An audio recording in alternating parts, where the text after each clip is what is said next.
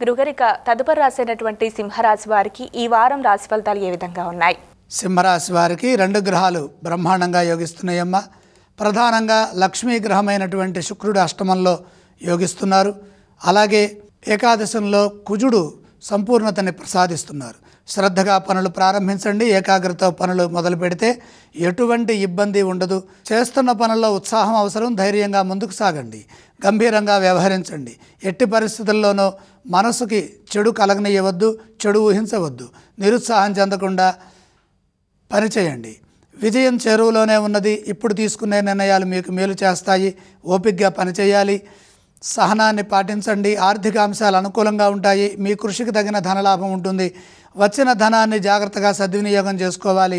లేకపోతే ఇబ్బందులు ఆర్థికంగా ఎదురవుతాయి. రుణ సమస్యలకు అవకాశం కల్పించకుండా భవిష్యత్తు అవసరాలను కూడా దృష్టిలో పెట్టుకొని ధన సంపాదనకై సరైన ప్రణాళికల ద్వారా ప్రయత్నాన్ని కొనసాగించండి. ప్రధాన కార్యక్రమాల్లో శ్రద్ధ వహించండి. బాధ్యతాయుతంగా ప్రవర్తించాలి. నెమ్మదిగా మాట్లాడాలి. శాంతంగా పనిచేయాలి. వృత్తి ఉద్యోగ వ్యాపారాల్లో తెలియని విఘ్నాలను బుద్ధిబలంతో అధిగమించాలి. కుటుంబ సభ్యులతో కలిసి నిర్ణయాలు తీసుకోండి. దగ్గర వారితో విభేదాలు రాకుండా చూసుకోండి.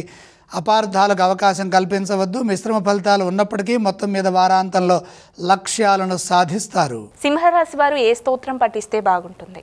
సింహరాశి వారు నవగ్రహ శ్లోకాలు చదువుకోవడం మంచిది. వీరు ఏ ఆలయాన్ని సందర్శించాలి? నవగ్రహాలతో పాటు పరమేశ్వరుని కూడా దర్శించండి. ఇక సింహరాశి వారు ఏ దానాలు చేస్తే బాగుంటుంది? నవధాన్యం నవగ్రహ పాదాల దగ్గర ఉంచి నమస్కారం చేయండి.